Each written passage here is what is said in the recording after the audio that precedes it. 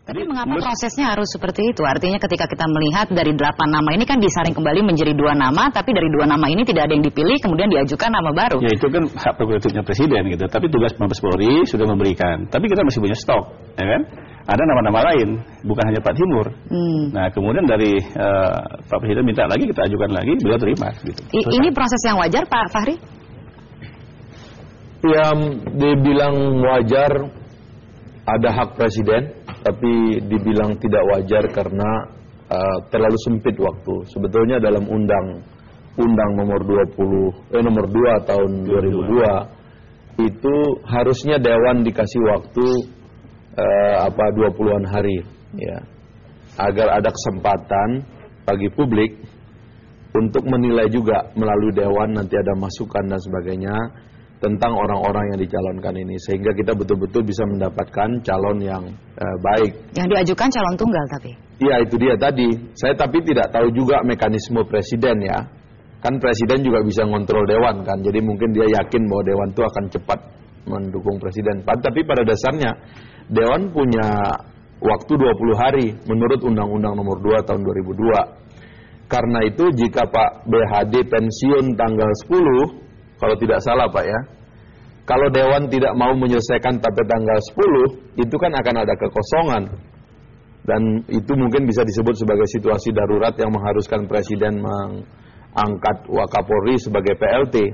Karena Dewan belum memproses fit and proper test bagi calon Kapolri ini. Jadi, bisakah proses uji kelayakan itu dipercepat untuk mengakomodasi adanya? Presiden ini mengontrol Dewan, ya. Partainya terbesar, koalisinya terbesar, dia bisa minta kepada partai-partai untuk mempercepat. Tapi kalau dari jawabannya kelihatannya ini adalah pilihan yang juga akan disetujui begitu oleh DPR. Ya, nggak ada pilihan. Nggak ada pilihan. Kita juga nggak mau ikut merepotkan pemerintah, ya kan? Polisi lagi kayak begini, lagi banyak sorotan. Diskusi selanjutnya yang lebih penting. Kawan ini ngerti nggak persoalan ini gitu. Nah itu yang nanti akan diuji pada saat itulah yang nanti kita akan uji, dan sayangnya memang. Tapi kalau tidak ada ruangan untuk menolak, artinya apapun. Kan presiden begini, dia lempar beberapa nama, Mabes juga melempar beberapa nama. Mungkin buat presiden membuat itu kontroversi di tingkat Dewan atau tidak, itu sama aja mungkin buat dia, sehingga kemudian dia terakhir datang dengan satu nama. Karena nama-nama yang dia lempar itu kan beredar SMS-nya, bahkan katanya kan waktu presiden pidato dia tersinggung karena ada yang demonstrasi dukungan di depan istana, SMS dukungan, bahkan katanya ada ancam-ancam kalau sini nggak dipilih bisa berbahaya dan sebagainya.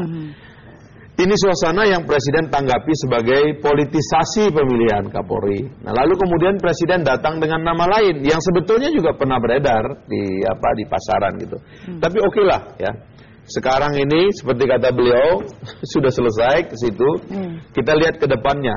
Pertanyaannya, ngerti nggak kawan ini situasi sulit yang dihadapi politik? Kita tanyakan kalau begitu ke Pak Bambang begitu ya. Artinya dari sejumlah nama yang kita dengar begitu tadi kan sudah dikatakan bahwa ini sebenarnya sudah ada prosesnya begitu, ada bursanya yang terdiri dari 8 nama yang kemudian dipersempit lagi menjadi 2 nama, tapi toh yang akhirnya diajukan menjadi calon Kapolri yang baru tidak dari 2 nama tersebut. Apa yang Bapak lihat di balik ini semua? Pertama, disiplin dengan kriteria pemilihan itu nggak jelas.